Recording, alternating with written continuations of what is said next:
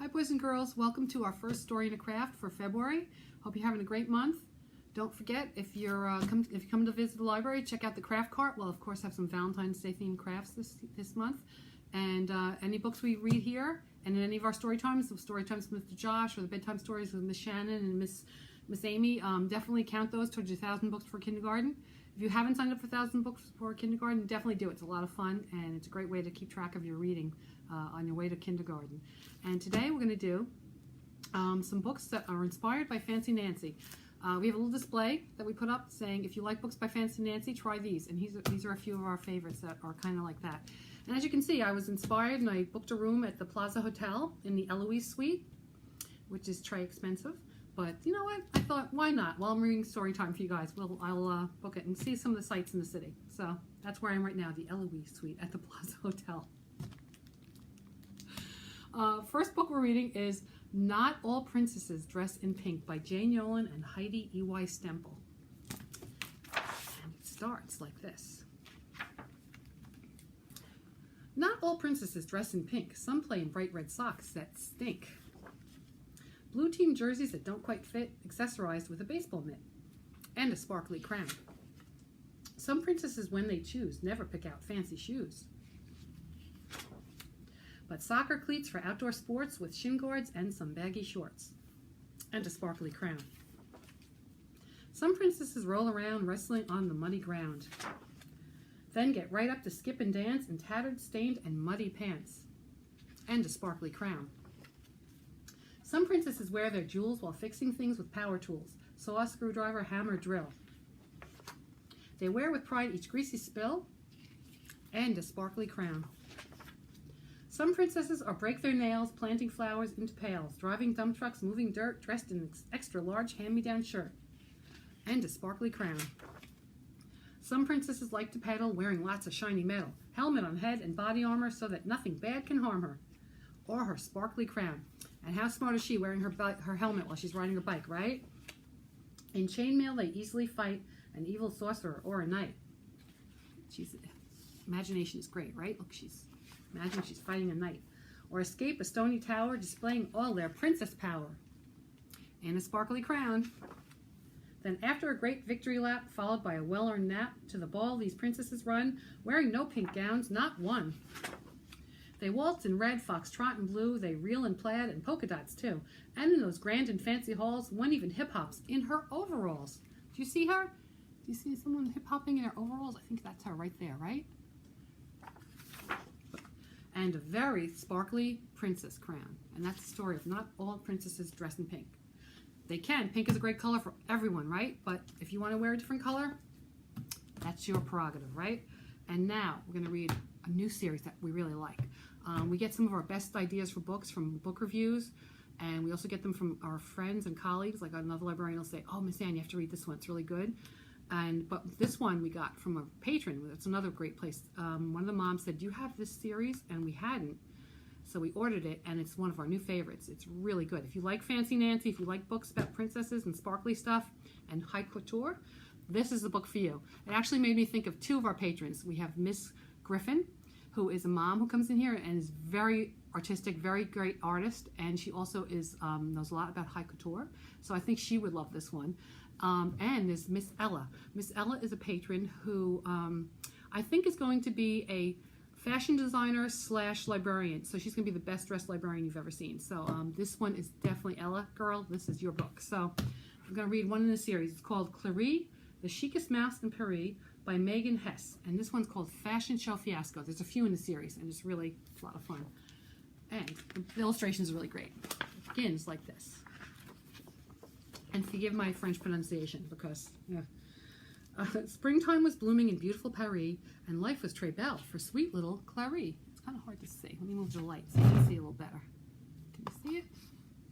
There you go. There's sweet little Clary right there. She just moved in to her own tiny flat with two lovely parents and their daughter, the brat. Oh boy. Designing new dresses was Clary's passion, with the help from Monsieur, who knew all about fashion. One morning the friends nibbled from a tray, and they heard Madame say, well, today is the day. It is better than birthdays and certainly Christmas. There's no way, mes chéries, that we'd ever miss this. he going to? Let's see. Clary waited for Madame to further explain, but the brat interrupted. She was such a pain. She winged and she whined and she kicked up a stink. I'm not leaving this house till I've had my drink. And there is the brat right there. As the butler raced in with some tea and a frown, the table was bumped and some paper fell down. It landed near Clary, who let out a squeak. An invite to Chanel at Mon Dieu, Fashion Week. No wonder Madame was so excited to go. This mouse only dreamed of attending that show. As Madame placated her terrible daughter and showed all the dresses she'd already bought her, Monsieur beamed at Clary. This week's a big deal. You should dream up some looks with dramatic reveal. For when you're in Paris and it's Fashion Week, you might see a show, and you cannot look meek. And look, she's looking up a list of different designers. So Clary raced back to her atelier and made all new outfits with absolute flair. A tweed look for Chanel, a fun frock for Dior, a Givenchy-style dress, all with drama galore. Oh, look at those. Those are beautiful, right? Ella, get inspired. As Clary was stitching her final design, Valentino style, with a crazy neckline, the family was leaving Madame all aglow and all three in couture from their heads to their toes. But oh no, Clary cried, and her heart gave a tug. Madame's invitation was still on the rug. Without it, she would be declined at the door. She'd miss out on Chanel, and perhaps even more. Oh, she sees the invitation on the floor. But what could she do? So small was our Clary. The Chanel show was far, in fact, right across Paris. As she puzzled and pondered, someone rang the bell, a man bringing flowers. Our mouse knew him well. She looked at Monsieur and then hatched a plan. Let's hide in the bike of the delivery man. With your Fashion Week know-how and all our street smarts, we'll get to Madame right before the show starts. Let's see. Are they going to save the day? Monsieur and Clary climbed among the bouquets, and before they could blink, they were off on their way. The bike zoomed along down the wide avenues, past beautiful buildings in elegant hues. Oh, I'd like to go to Paris. How about you? The ride stopped outside an incredible store. Ah, Givenchy, sighed Clary, and gazed up in awe. In front was a dog in a classic bow tie, and Monsieur cried, Hubert, let's go and say hi. Oh, he's adorable, isn't he? Bonjour, my old friend, Monsieur said. What a day. We must go to Chanel. Do you know the way? Hubert smiled back. J'adore this time of year. That scooter just there will get you quite near. Merci, Clary waved, and off they careened. She was the chicest mouse that the bulldog had seen. They twisted and turned through Tuileries Park, past the Arc de Triomphe, an iconic landmark. But as they swung around a corner, Monsieur lost his grip. Would this be the end of their last-minute trip? Oh, no. Clary threw him her belt and said, hold on tight. Then she pulled him to safety with all of her might. Monsieur said, you saved me. I'd almost let go. Clary, you're the bravest little mouse that I know. That's what friends are for, and she straightened her gown. Now surely we're close. We've been all over town.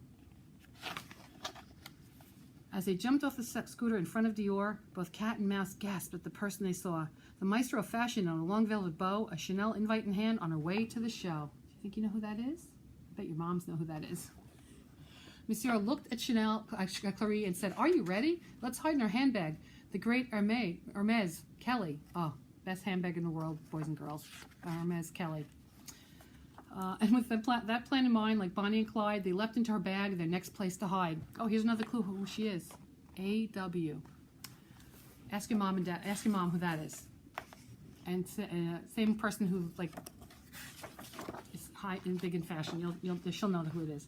The maestro walked into the famed Chanel show, never knowing that she had two small friends in tow. There was glitz, there was glam, people dressed with such passion. It was weird, it was wild, but darling, that's fashion. Clary longed to explore, but she still had her quest. How will she find them among all these guests? Monsieur raised a brow. If I know that brat, we'll soon hear her screaming. I am sure of that. And then right on cue, like an actor on stage, the daughter yelled out in a terrible rage. There they are, Clary cried, so let us stay focused and deliver the invite without being noticed. They leapt onto a lamppost with absolute skill. Monsieur dangled her down with nothing but twill. Oh, look at, she's going to drop the invite into her handbag. As Clary got closer, her heart skipped a beat, but she slipped in the invite, so very discreet. And what kind of handbag is that? That is a Chanel, right? That's another nice handbag, but Hermes. The Kelly Hermes is still the best. They made it in time. The show was beginning as the family gained entree. Madame, she was grinning. Clary was thrilled. They had just saved the day, but aren't you sad, Monsieur said? Things did not go your way. It would have been lovely to see Chanel's show. My chic feline friend, she replied, oh, no, no, no. We raced through the city with flowers and Dior, hitched a ride with Hermes, met a bulldog, and more. And with you, my new friend, whom I truly adore, having you, Monsieur dear, I now need nothing more. Oh, she has a good attitude, right? He beamed and then said, well, my kind-hearted mouse, I have a surprise. The best seats in the house. Look, he has tickets. Clarie had dreamed of a real fashion show, but never believed she'd one day get to go. And yet there was Clarie, overcome with delight, the best dressed of Paris, seated all to her right. They were high on a beam, watching closely below. They were the fashion stars of the chic Chanel show. Look, there's her friend Hubert. There's Monsieur, right there. And they're enjoying the fashion show. And that is the story of Clarie. And there's others in the series, so definitely check them out.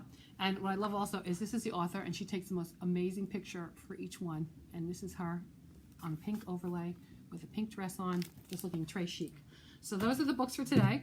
Have a great day. Oh, and we have a craft you can pick up on our craft cart. And I thought we should do something royal today. It's like ties in with high fashion. So here's some royal people, and there's like a castle, and like you can't say it's green background, and some cutouts, and they'll be on the craft cart for you to do and take home.